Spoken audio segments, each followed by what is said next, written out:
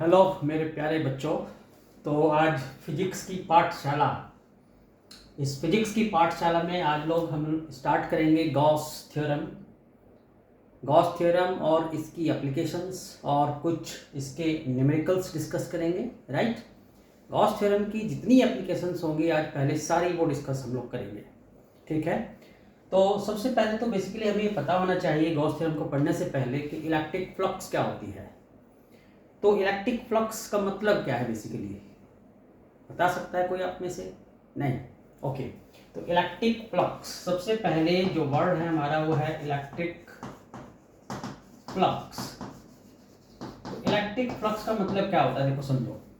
जैसे सपोज ये कोई चार्ज है Q, पॉजिटिव चार्ज है, इससे कुछ फील्ड लाइंस निकलेंगी लाइक दिस, इस तरीके से स्ट्रेट फील्ड लाइन होंगी। राइट, इस तरीके से ये फील्ड लाइंस अगर यहाँ कोई सरफेस इसके पास में पुट कर दे तो ये फील्ड लाइंस उससे पास होंगी। तो किसी भी गिवन सरफेस से जितनी फील्ड लाइंस पास हो रही हैं उस सरफेस के परपेंडिकुलर, राइट, तो उसको हम लोग बोलते हैं इलेक्ट्रिक फ्लक्स। फ्लक्स का मतलब क्या होगा? Total field lines passing through a given surface perpendicular to it.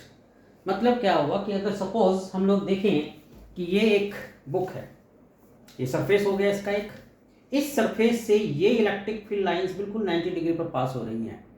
तो अगर इस फील्ड लाइन से 10 इस सरफेस से 10 जो है लाइंस पास हो रही हैं इसके परपेंडिकुलर वे में, तो जो नंबर ऑफ फील्ड लाइंस हो गई 10, वही क्या होंगी? हमारी इलेक्ट्रिक फ्लक्स होंगी। और इलेक्ट्रिक फ्लक्स बेसिकली किस पे डिपेंड कर रही है? यहाँ पर ये चार्ज पे डिपेंड कर रही है। राइट, इसकी शेप एंड साइज पे डिपेंड नहीं करेगा, यानी सरफेस कैसा है उससे मतलब नहीं होगा, बल्कि मतलब किससे होगा कि इस सरफेस से कितनी फील्ड लाइंस इसके नॉर्मली पास हो रही हैं। अब अगर इसको हम क्वांटिटेटिवली या मैथमेटिकली इसको आप कह सकते हो रिप्रेजेंट करना चाहते हैं, तो जैसे ये आपका एक सरफेस है, रेगुलर सरफेस है, ठीक, इस रेगुलर सरफेस से मैंने बताया कि ये फील्ड लाइंस पास हो रही है, दिस इज राइट। सपोज इसका जो एरिया है वो ऐसा है। तो अब आपको पता होना चाहिए कि जो सरफेस एरिया होता है वो स्केलर क्वांटिटी होता है। जब सरफेस एरिया को कुछ स्पेशल कंडीशंस में हम वेक्टर की फॉर्म में अडॉप्ट करना चाहते हैं तो उसके साथ हम लोग एक नॉर्मल यूनिट वेक्टर अटैच कर देते हैं। मींस जैसे सरफेस एरिया है, इसको आप वेक्टर बनाना चाहते हैं तो क्या हो जाएगा? ये n cap S. N cap मतलब normal, n for normal, cap लगाया तो इसका मतलब ये यूनिट वेक्टर हो गया। तो ये नॉर्मल यूनिट वेक्टर जब हम इस सरफेस एरिया से अटैच कर देते हैं तो ये हमारा कैसे काम करेगा? एक वेक्टर क्वांटिटी की तरह काम करेगा। क्यों? क्योंकि हम लोग क्या है कि इससे जो लाइंस ले रहे हैं वो इस सरफेस के परपेंडिकुलर है, एक फिक्स डायरेक्शन में ले रहे हैं। तो इस केस में जो इलेक्ट्रिक फ्लक्स होती है हमारी, मैथमेटिकली अगर उसको हम डिफाइन करना चाहें तो इलेक्ट्रिक फ्लक्स क्या हो जाएगी? फाई ई से डिनोट करते हैं इसको, ई डॉट एस। अब E dot S class 11th में आप लोग पढ़े थे कि जो अगर टू वेक्टर्स हैं उनके बिटवीन जो डॉट प्रोडक्ट होता है ए डॉट बी, तो उस केस में आप लोग पढ़े थे ए का मैग्नीट्यूड मल्टीप्लाई बी का मैग्नीट्यूड कॉस थीटा। थीटा क्या होता है? थीटा होता है angle between these two vectors. Okay, तो इसी तरीके से अगर हम अब इस इलेक्ट्रिक फ्लक्स को देखना चाहें तो इलेक्ट्रिक फ्लक्स क्या हो जाएगा हमारे पास? E n cap S cos theta. तो हमें ये बात ध्यान रखनी है जब हम इसकी कैलकुलेशंस कर रहे होंगे, न्यूमेरिकल्स में यूज कर रहे होंगे, ऐसी एप्लीकेशंस में यूज कर रहे होंगे, तो हमें ये बात का ध्यान रखना है कि जो थीटा होगा वो इन दोनों के बिटवीन एंगल होगा, यानी n cap that is the normal on the surface. जैसे सपोज ये स्क्वायर सरफेस पर नॉर्मल है एन कैप, तो इस एन कैप और इस इलेक्ट्रिक फील्ड के बिटवीन जो एंगल होगा वही थीटा लिया जाता है यहाँ पर। राइट, तो इसको मैग्नीट्यूड की फॉर्म में हम ऐसे भी लिख सकते हैं, मैग्नीट्यूड ऑफ ई, और जो एन कैप है नॉर्मल यूनिट वेक्टर है तो इसलिए इसका मैग्नीट्यूड कितना होगा? 1। सो ई एस कॉस थीटा। तो ये हमारा फॉर्मूला आ जाता है एक रेगुलर सरफेस के लिए। अब अगर सपोज हमारा सरफेस जो है वो इरेगुलर है, किसी भी शेप का हो सकता है लाइक दिस, तो हम इस केस में क्या करते हैं, छोटा सा एलिमेंट इसका कंसिडर करते हैं। जैसे सपोज ये छोटा सा एलिमेंट लिया जिसका सरफेस एरिया ये ds है, इस पर इलेक्ट्रिक फील्ड की डायरेक्शन ये है और इस सरफेस पे जो नॉर्मल यूनिट वेक्टर है एन कैप इज दिस। तो इन दोनों के बिटवीन जो एंगल है सपोज वो थीटा है। तो इस केस में यानी जब आपका सरफेस जो है इरेगुलर शेप का होता है तो उस केस में जो टोटल फ्लक्स होगी जो इससे पास होगी वो कितनी हो जाएगी, phi E equal to integration over S.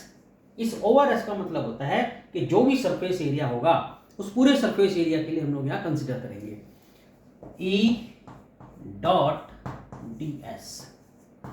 तो ये हमारा फॉर्मूला हो जाता है इलेक्ट्रिक फ्लक्स का उस केस में जब आपका सरफेस इरेगुलर हो और उस पूरे सरफेस से हमें फ्लक्स निकालनी हो। जैसे मैंने फ्लक्स का बताया आपको, फ्लक्स का मतलब होता है total electric field lines passing normally to this surface.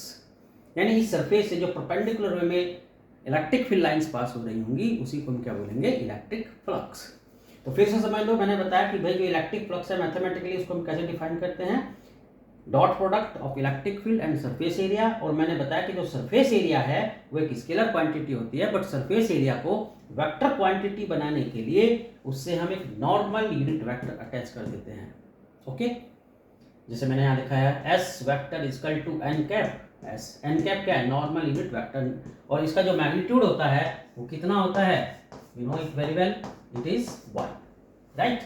That's why we can represent the electric flux as E dot n cap s cos theta, and here n cap has the magnitude 1, so magnitude of E is E, right, n cap का magnitude 1 s cos theta, right। तो इसको use करने के लिए आपको बस ये ध्यान रखना होगा मेरे बच्चों कि थीटा जो होगा वो E और S के बिटवीन एंगल नहीं होगा। न्यूमेरिकल में गलती मत करना, एंगल किसके बिटवीन होगा, इलेक्ट्रिक फील्ड और सरफेस पे जो नॉर्मल ड्रॉ किया जाएगा उसके बिटवीन एंगल होगा, जैसे मैंने यहाँ डायग्राम में भी शो किया है। तो इस बात का आप लोगों को एप्लीकेशंस में और इसकी प्रॉब्लम्स में, न्यूमेरिकल्स में ध्यान रखना है।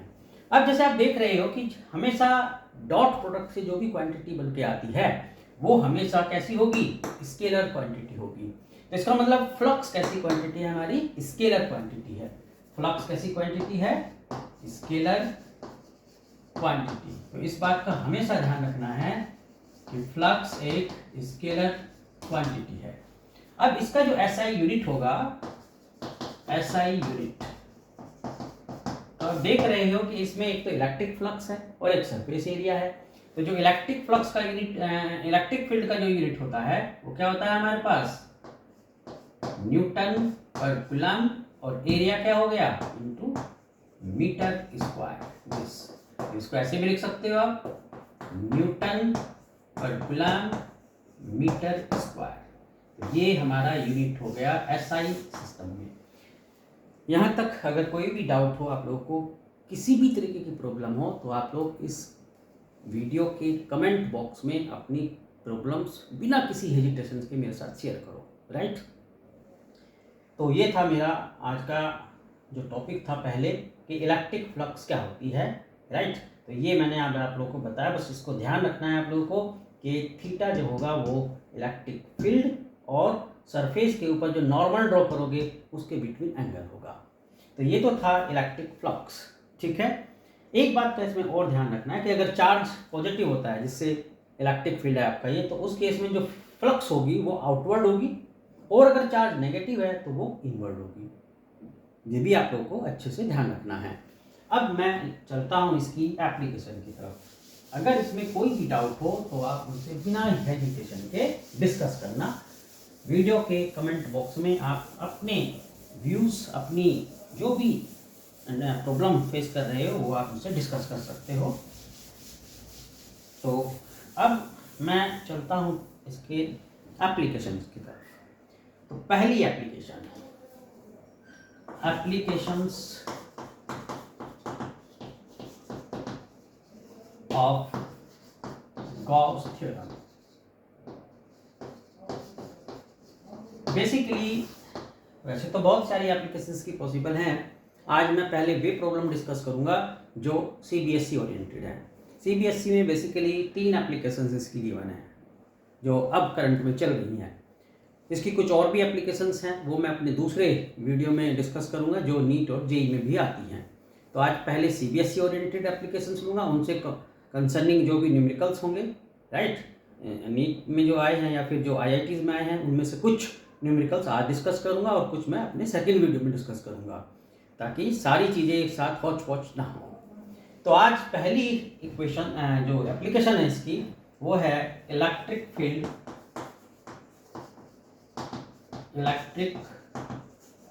Field due to long linear charge.